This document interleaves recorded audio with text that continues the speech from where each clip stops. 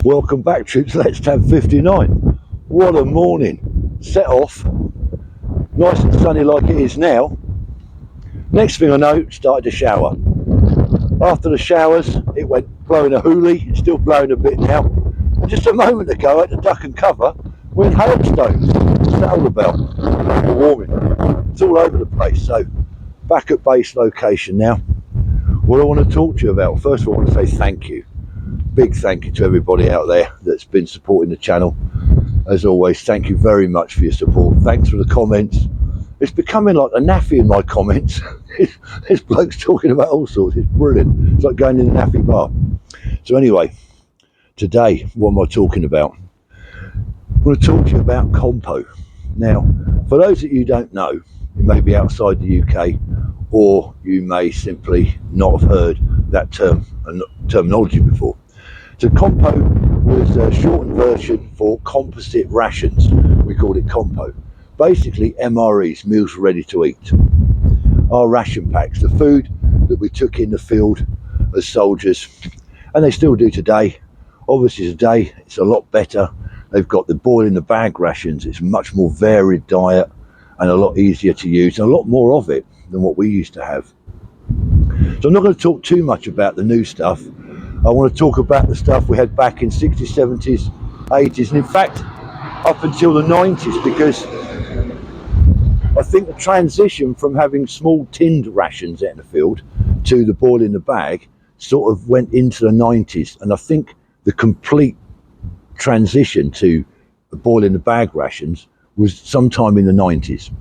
But up until then, yeah, it was little tins. Now, it came in three types. There was the 24-hour individual ration pack, ORP, which the soldier carried on his person. Then you had the 4-man packs for 4 men, 24 hours, or 10-man packs, 10 rations for 10 men, 1 ration each. And they were mainly, the 4 and the 10-man packs were mainly for crewed vehicles, etc. So if you was in maybe a tank or an armoured vehicle or crewed weapon system on an artillery unit or something, you might get given a 10-man pack for your crew, or a 4-man pack for your crew, or 2 4-man packs, whatever. Also, the 10-man packs were used for when you're centrally feeding in the field. So you might have a field cookhouse set up, a big tent, and the army chefs would be there with a CQMS or a BQMS, and they would knock out the 10-man ration packs, and hopefully they would be supplemented with some fresh rations. So you might get eggs, milk, bread, things like that, potatoes and other vegetables. But what I'm going to talk mainly about is the 24-hour individual pack that the soldiers got, certainly the infantry got, on exercises and operations. So we're going to talk about the old stuff. Very varied menus. So what normally would happen, let's get inside. So what normally would happen is, before you went out in the field, I can't get in the door now. Before you went out in the field, you would, back at your base location, you'd be issued with 2 24-hour ration packs per man. So before you left camp, you would break those down in your kit, because you didn't want to carry the whole lot around with you. It's just too much to carry. So you break the kit down. Hopefully you'd get a variation in your menus. There was about, I don't know, it was A, B, C, D, F menus. Hopefully you got 2 different ones, or ones that you liked. You'd open them up, the little box up, and in there was your little tins of food. And what you'd do is you'd swap something with your mate or whatever. You'd bin stuff you didn't like that no one wanted, and the rest of it you'd pack away in your kit. Now, what I used to do, what lads used to do, was put your hexamine burner, that's your little cooker, I'll talk about that in a moment. That would go in your belt kit with your little stove, your hexamine tablets in your stove, and also all your snacks, your little bars of chocolate, chewing gum, etc. Your brew kit, certainly, all your tea bags and stuff, that would all go in your belt kit. But your main meals, your tins of food, would go in your Bergen on your back, and you'd sort that out later. So what did you get? Once you broke it down, you packed it all away, you got rations for 48 hours. Once you're out there, over time, you'd get resupplied regularly with your 24 ration packs to keep you going for however long the exercise was. So what did you get? Well, the menus were quite varied, but I can't go through all the contents of it, certainly not off the top of my head. So I can only really give you an idea of what we had. So for breakfast then, a typical breakfast in a 24 ration pack, 70s, 80s, early 90s, you would get a small packet of porridge in a little tiny laminate sort of pouch, foil pouch, and it already had milk in with it. All you had to do was heat up your water, and you'd tip your water into a little sachet, stir it up with a spoon or whatever. You could add sugar if you wanted, and you'd eat it out of the packet, because the last thing you want to do was tip the contents of this porridge into your mess tin and make it in the mess tin like you would at home on a stove or whatever, because the mess was just too much. It's too much to clean up. The logistics of it was a nightmare. So you'd heat your water up in your mess tin and then tip the water into the pouch, mix it up and eat it out of that. What else did you get? Well, you might get a small tin, not the big tall tins of beans you see in the supermarkets, the smaller tins. You get one of those made with beans and sausages. That wasn't too bad. Or you might get a tin of bacon grill. And basically, it was, I mean, you can still buy bacon grill, I think, if you go in the supermarket to look for it. I don't think it's the same as we had, but it was a sort of bacon squashed down in a little tin. And when you opened it up, you could see inside there the fat, the lard was already with it. Now, you could slice that up and fry it in your mess tin, but again, the mess you're going to make, it's just too much hassle. So how did we used to do those? How did we cook those sort of breakfast items? I've already spoke about the porridge. So what you do with the tins, you would get your hexamine stove going, put your mess tin on it, water up to the rivets where the handle was on the inside. You got a little tiny baby can opener. You'd put a couple of holes in your mess tin, in the tin of food, and pop that into your beans or your bacon grill or whatever into your mess tin, and let that boil for about 5, maybe 7 minutes. Get nice and hot. Then carefully lift the tin out, open it up. Use the hot water to make your cup of drink, your hot chocolate or your tea or coffee, whatever you're going to have. Then you'd open the lid up, get your spoon out, and just eat it out the tin. So you've also got for breakfast then, so you'd have your porridge oats, you'd have a tin of bacon grill, some beans maybe, you'd get a hot chocolate drink and a packet of brown biscuits, which would supplement your bread. And you could dip that in your beans or whatever you want to do with it with them biscuits. That was your breakfast.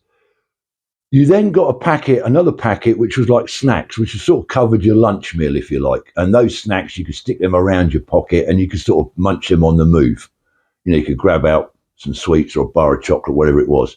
So in that snack pack, you normally got another packet of biscuits, maybe a small tin of the ring pool on the top, was like beef pate, like a beef spread, to go on top of your biscuits. And I mean, they used to do jam in a tube. You used to get like a small toothpaste tube of jam, but I think they stopped doing that. You'd get a bar of milk chocolate, certainly, or tiffin. That was another one. It was either plain milk chocolate or it was a bar of tiffin. You'd get another bar of chocolate, maybe like a Mars bar or a Toppix. I remember getting Aztec bars back in the day in the 70s. There was an Aztec bar in there. I mean, they went out years ago.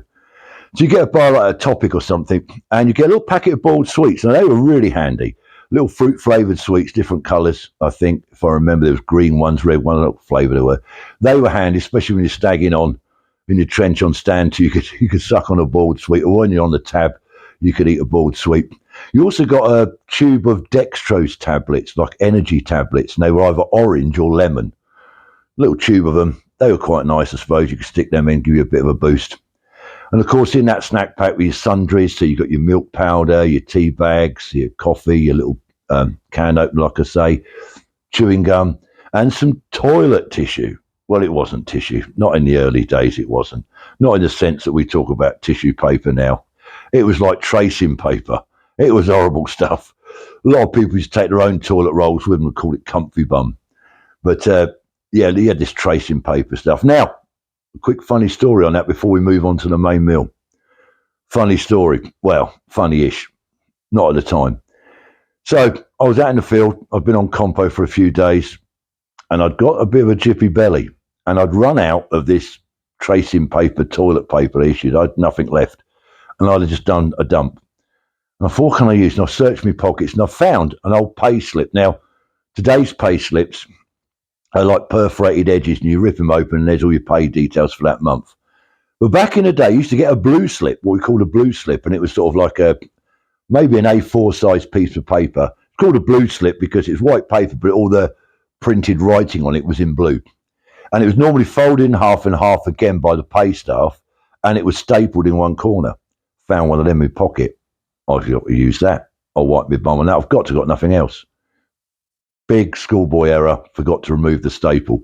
So obviously I wiped my bum. Bit painful. Staple was still in there. Anyway, so the main meal you would get, here's a favourite, baby's heads. We call them baby's heads. Basically, it's a little tin with steak and kidney pudding in it. When you took the lid off, we would say, look like a baby's head. You might get a steak. Interestingly, menu B, which was the steak and kidney pudding for your main meal, you also got with it, in a separate tin, spaghetti and tomato sauce. Who has spaghetti with steak and kidney pudding? What's that all about? And then you might get for your pudding, your dessert would be maybe a foil pack of apple and apricot flakes, dehydrated flakes. Again, you tip hot water into that, mix it up, and that's your dessert. So that's pretty much what you got. There was loads of other menus in there, loads of other variations. Stewed steak, I think, was one of the other evening meals. I think there was chicken supreme. Was that in the 24 hours? Was that in the big packs? I can't remember. But there was slight variations for your evening meals and what you could have. Like I say, you got chewing gum and bits and pieces. A lot of guys would take bits with them. But what you got to remember is, if you're going out there in the field for day, you take too much, you got to hump it. And on top of all your other kit you got to carry, you then got to stick all this stuff in. So you don't want to carry too much. But blokes would take like maybe a little bottle of chili sauce, something just to spice the food up a little bit because it was a bit bland. And as I say, the worst thing was if you kept getting issued the same menu. If that went on for a few days, it got a bit monotonous. You got menu A for 3 or 4 days, before you got menu B or menu C or whatever it was. So you did try to, hopefully your CQMS, your BQMS would be switched on and he'd break the rations up so you got a variation in your meals. But it didn't always happen. So that's a bit on Compo. Tell me what you experienced in the comments. I'd love to hear some of your stories about Compo. Oh, your hexamine, before I go. Your hexamine. So those of you who don't know, how did we heat our food up? Well, you got a hexamine stove, a little metal tin fold-in stove. Quite handy, actually. You could pack it away. And inside there, when you first got it issued, would be a little packet of hexamine tablets. Now, hexamine tablets are actually invented by the Germans back in the 30s. They're little blocks, little white blocks, little square blocks. I think you got 8 blocks in a pack. So you normally got a pack of 8 blocks inside your stove and another packet with it. That should last you for your 2 ration packs. And of course, you could get that resupplied. A lot of blokes got their own stoves, little Calagas or little petrol stoves. They didn't want to mess around with hexamine. It used to make your mess tin go very, very black and sticky underneath. You had to rub it in the grass or the sand or whatever to clean the bottom of your mess tin up. It was horrible. But the hexamine blocks were basically compressed fuel, sort of like a paraffin type fuel. And you used to try and break a tablet on your knee, stick that inside the stove. You got waterproof matches in your ration pack so you could light your hexamine up and get that going. But it did stink, and it was quite toxic, actually. You couldn't sort of use it inside a tent or anything like that. It had to be in a well-ventilated area when you brewed up or heating your rations up. So that was the heating system you had. So that covers it. Tell me what your memories are of the old ration packs. I mean, the new stuff. If any of you guys seen the new stuff, it's absolutely fantastic. They got halal and Hindu and vegetarian and also, I mean, crikey. Stuff they've got now is fantastic, and it's just a foil bag that you stick in your mess tin when it's boiling. Boil it for a few minutes, rip the top off the bag, and eat it straight out of there.